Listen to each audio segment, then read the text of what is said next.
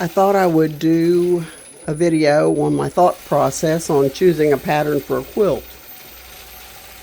And this one is a good one to do that on. There's a lot of piecing going on, and there's a lot of movement in this quilt.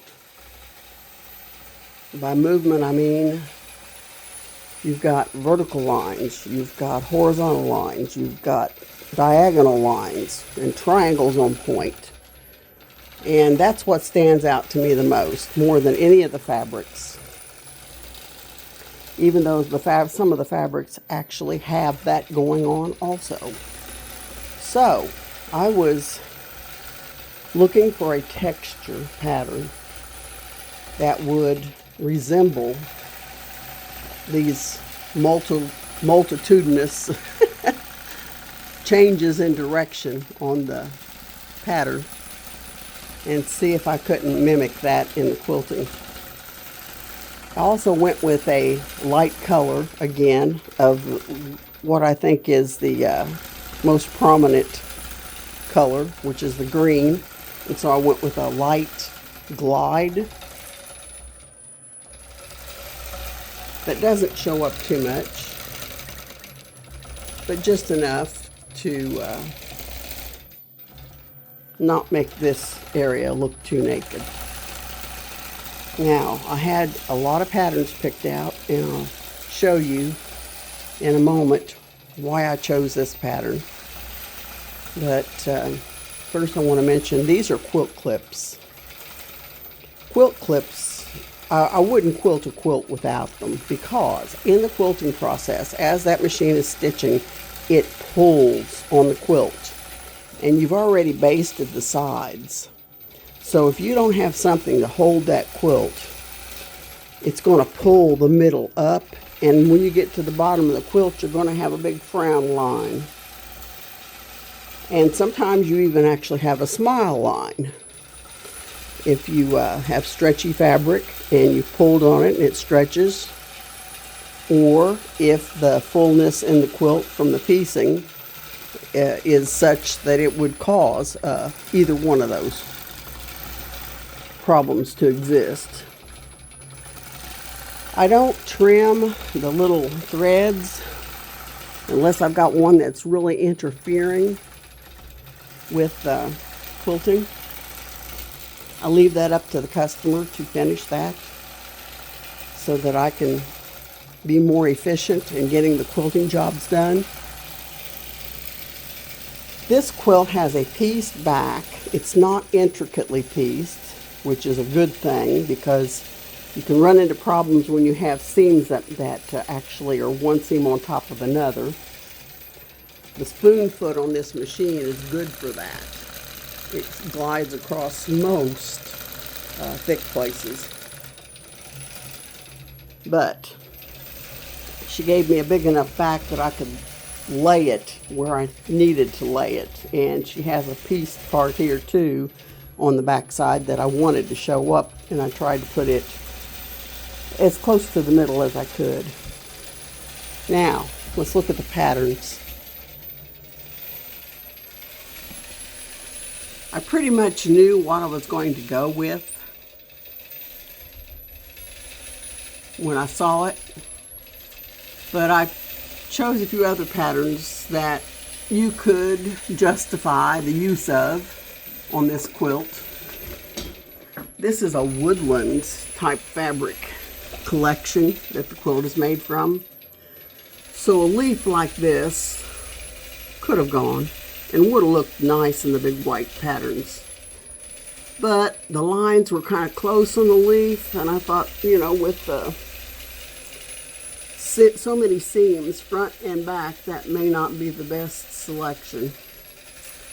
Then there was one here called Star Sparkle. I don't know if I can get it to come in good enough or not. And she has some different patterns in there that has that in it. But I didn't think the theme of that quilt should be a star. And here's Argyle, which might have been a good choice, because you've got the triangle going on there, which is in the quilt, and the chevron, which also would have emphasized the triangular. And I had two different chevrons, different percent of angle. And then there was that one that had the full triangle.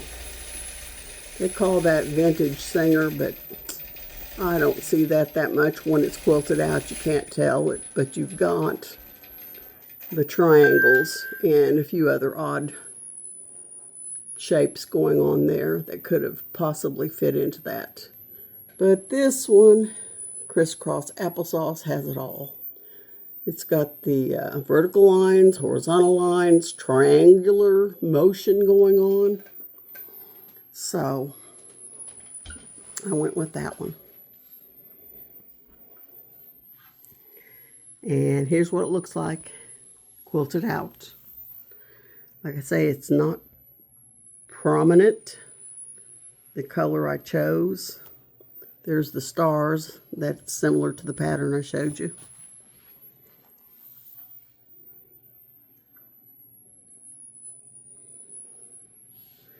And I get pretty close to the edge without going into the edge or off of the edge. I try not to. I try to baste within 1/8 of an inch so that when they put on the binding it won't show. I also like basting so that they have a nice edge to attach the binding to. And I use channel lock on the machine, which makes it absolutely straight. I record where my CNC number is on the side of the quilt when I'm going down basting on both sides and on the top to get it straight. Start the quilt out straight.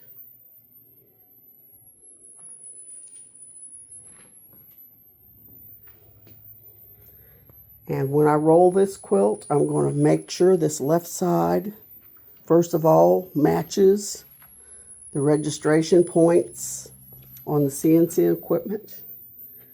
There's the left number, there's the right number. I'm going to try to match that as close as I can. Another secret to being able to do that is don't quilt down too close to where you're basting ends. Come up from it a little bit, because as your quilt is quilting, it's going to pull it in from the left and the right. And you want to be able to pull this unstitched part completely straight with what's up there. You can actually see it pull in a little. I don't know if it'll show up on this camera or not, but it will pull in, as I can see, as it stitches.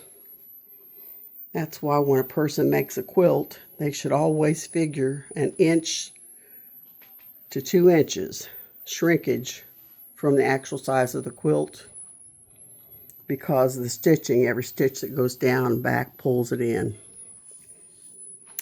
And that's my thinking on this quilt. That's my process. You're seeing it.